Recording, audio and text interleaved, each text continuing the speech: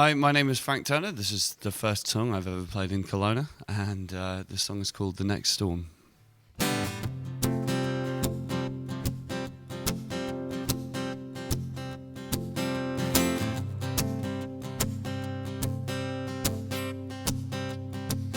Had a difficult winter. Frank Turner's sixth album, Positive Songs for Negative People, was released in August of 2015. Coast, it felt like they broke everything on us at once. And it's easy enough to talk about blitz spirit when you're not holding the roof up and knee deep in it. His musical career began early, with a short-lived stint with an alternative band called Knee Jerk. The 35-year-old grew up in Manchester and eventually found himself as the frontman for the hardcore punk band The Million Dead, which over the course of their 4 years released 2 highly praised albums. When the band was done, Turner decided to explore a different genre, one that could put a spotlight on powerful vocals and acoustic guitar. By the time that band fell apart acrimoniously, as it did, I was just pretty burned on that whole style and that scene and all the rest of it, and I wanted to do something different. I'd started listening to a lot of country music, a lot of folk music. It was kind of like artistic shock therapy to a degree as well. I wanted to do something that was completely unlike what I'd done before, and something that I wasn't comfortable doing.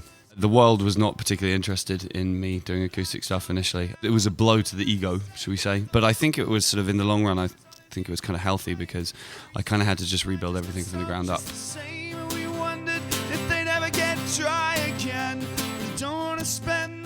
Turner tours a lot. I got me a shovel. He's played about 200 gigs a year for at least a decade.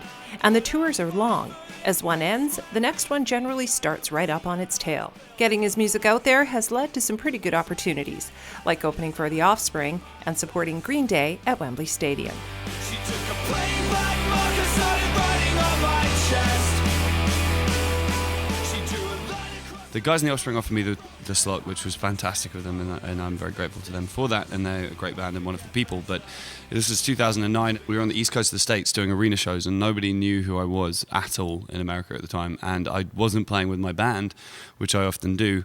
I was just an unknown English guy with an acoustic guitar at a punk rock show. My arrival on stage every night was generally greeted with disbelief and disdain. I kind of came away from the tour not convinced that it had done very much for my career, but actually since then I've met tons of people who've sort of said, you know, that was their first exposure to me and what I do. So I guess I was impressing someone. So I'm taking the high road. My engine's running high and fine. It was so unlikely for me with my musical background and the history of my career and the record label I was working with and all that kind of thing to do an arena show. I remember when we announced it, everyone was like, people just laughed. They were just like, that's mad. And then we did it and it worked. But I felt like I'd earned the right to be there. It sort of felt like every single person who'd been at every crappy little bar show for the preceding 6 years or whatever it was had all come together into the same room at the same time. And it was very much a sense of camaraderie. And my sort of line for the night, which I spent some time thinking about, was like, you know, I feel like I'm not headlining Wembley, we're headlining Wembley, you know, and that was kind of the vibe. It was collectivist. Check online for current tour dates.